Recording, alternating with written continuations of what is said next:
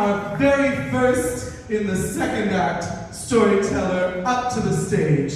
They are a comic, playwright, and author with an extensive background in writing for performance. A previous winner of Big Gay StorySlam. Woo!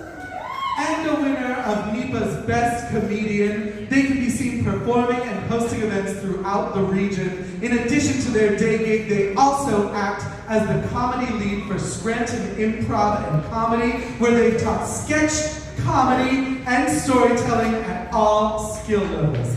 Having performed at several other fringe productions, they're excited for another opportunity to take part in this one-of-a-kind Scranton tradition. Now listen, I have been advised in 3 different ways how to pronounce this name, and every single one was different.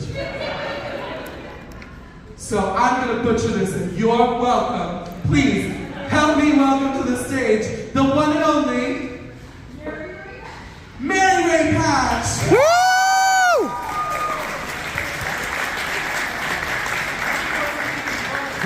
That wasn't even one of them. That was not the worst I've ever heard my name said, so thank you, Pissy. For those of you in the audience, I'd just like to say I am not following lots of rules. If anybody came to see the show last year, I had a brain injury and need my little security blanket, so please forgive me, but I promise not everything is written. Don't start that clock till I start, sister. I'm bumping up against that bell. I gotta take every second I can. What's love got to do with it? Well, if you're planning a lesbian wedding 4 years before equality would even be considered in Pennsylvania, you would think everything. And like most things involving lesbians, everything went according to plan. Until we got a gay man involved. And it was not just any gay man. Oh no, my wedding was planned by the gayest man. My brother. Woo! And it started so well. We picked the perfect spot. Ruby Fruit. A West Village landmark. Beautiful up and down stairs. A restaurant with everything. A West Village landmark. Sure, it was a little pricey, but it had an open bar and nothing else to worry about. And my brother wanted everything to be perfect. The one thing the bar didn't have, of course, was a reverend. And so the man he found, Reverend Leslie, checked every single one of those, a little bit of everything for the lesbian boxes. A St. Paul prayer, a little bit of Cherokee knowledge. The man even had a Mrs. on his door. All that, and he was a Leslie Jordan doppelganger. Sold. It also helped that he offered us a 50% discount for a night on the town with my brother. Having a gay man involved can come in handy. And we tried to plan to our best, but he insisted he had everything covered. We tried to get a hotel and he swore, no, it will be fabulous. It is the newest, coolest spot. Fine, you got it, thank you. So we came into the city a day early to reduce stress. Funny, I didn't feel any stress until my phone rang, and on the other side, my brother, I just need your credit card. For what? The chairs. We're getting married in a restaurant with 30 guests. It's the wedding chairs. Gay men, can you confirm for me, are wedding chairs a thing? Fine, whatever, you wanted it to be the best. So I paid for the chairs. We made our way to the hotel, right next to the Museum of Sex. And the newest, coolest hotel in Chelsea checked us in, and on our way up the elevator, my future bride and I saw a lot of 20-somethings with backpacks. The newest, coolest hotel in Chelsea was, in fact, the newest, coolest hostel in Chelsea. It had 4 actual hotel rooms. And the room I was spending the night in, separate from my bride, because I am nothing if not traditional, had a 6x8 portrait of Pablo Picasso on the wall. Note, not a Pablo Picasso portrait. A picture of a man bearing no small resemblance to Mr. Roper, staring directly at the camera.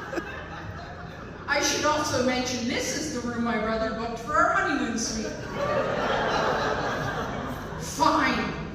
Our kids finally made it into the city. They just needed to shower and we needed to crash. I had laid my head down staring at Mr. Roper and I heard a crash. Shattering glass and my phone rang. My wife on the other end of the line going, "What the hell?" as her sister is yelling in the back at the front desk asking for a repairman. I rush to her suite where I see my 14-year-old stepson trying to preserve his dignity with nothing but a washcloth and a bottle of conditioner. It's gonna be fine. Fine, it will make it. We cleaned everything up. We had to get to bed. My brother had a very strict schedule the next day. Hair and makeup started at 10 a.m. for both of us. Hair? You don't think that's a waste? It's for the pictures! Who's taking the pictures? Maplethorpe? Fine.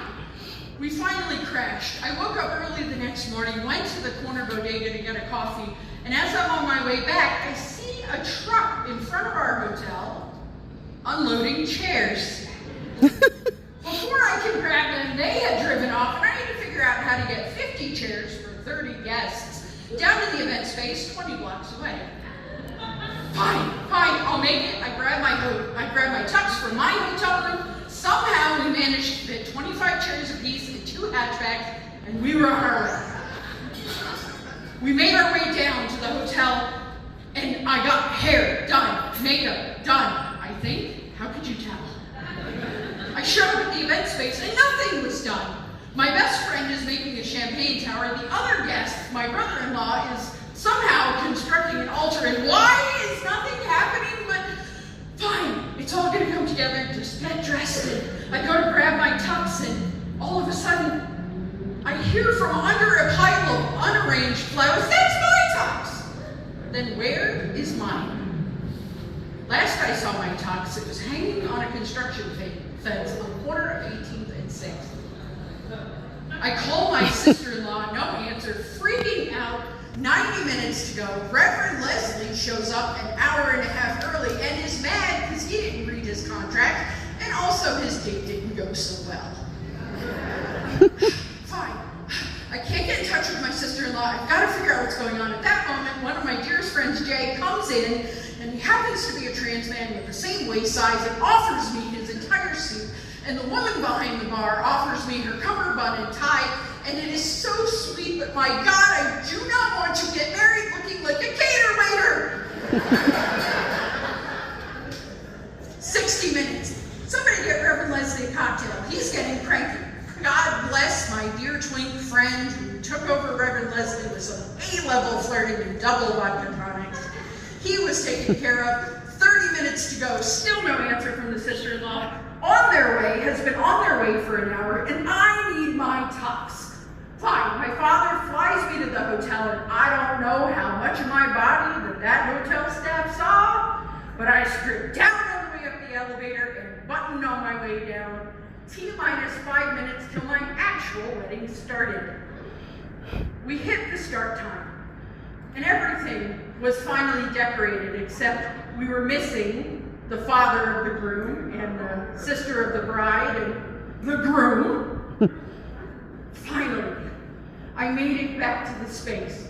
45 minutes after our wedding was supposed to start, but the open bar did start at noon, so the guests and Reverend Leslie didn't mind one bit.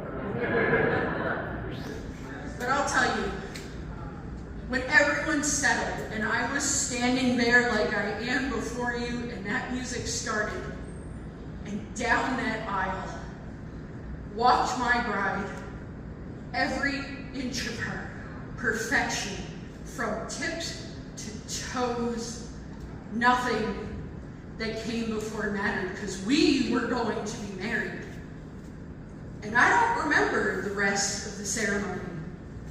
But I'll tell you, when Reverend Leslie finally pronounced us Ms. and Mrs. Maury Rapach,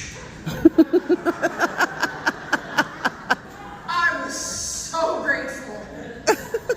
I would never have to do that again. And you know, I look back at that chaos and think, what's love got to do with that? And then I think, in a wedding for two lesbians, planned by a gay man, officiated by an inebriated hobbit,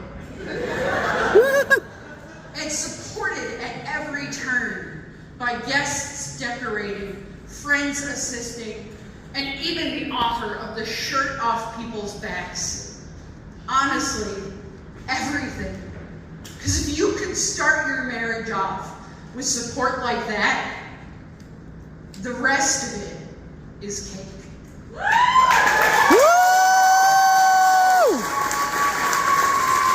Woo!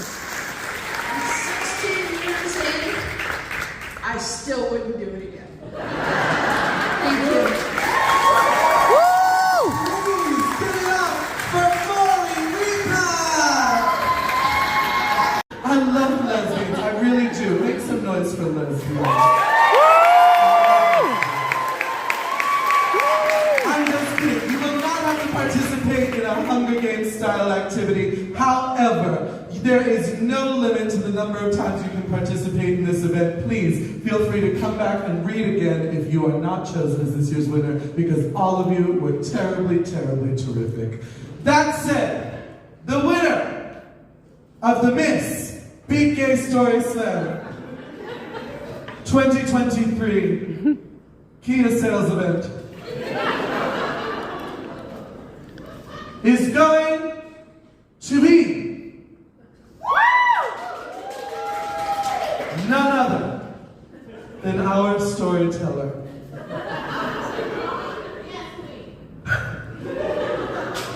The one. Just one more thing. No, I'm kidding. They're like, wrap it up. We've only got the venue for 3 more seconds. Please make some noise for our winner of this year's Big Gay Story Slam Pride Edition, the one and only Mary Rapach. Woo!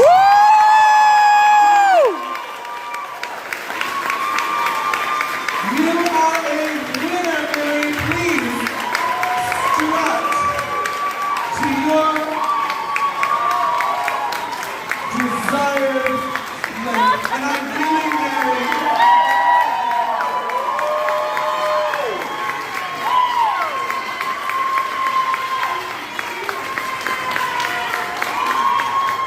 And Mary, when you renew your vows, I really am an ordained minister, and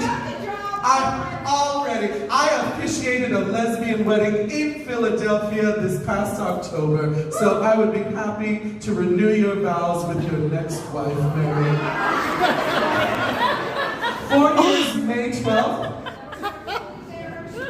I was like, what month is it? Is that next week? No, it's next year. Listen, I'll be there with bells on. Please, make some noise for all of you.